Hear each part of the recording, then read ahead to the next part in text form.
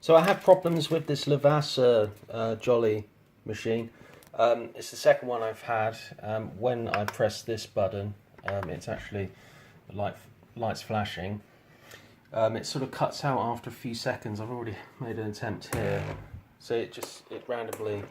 I didn't press anything then. It just sort of did a bit and then.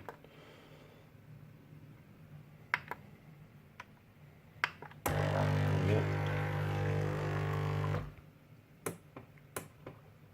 Cuts out.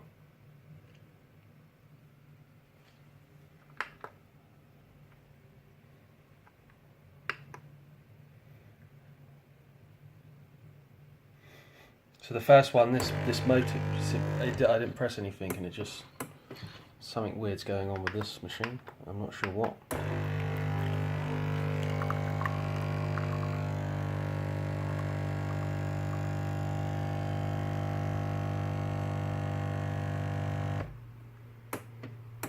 Stops.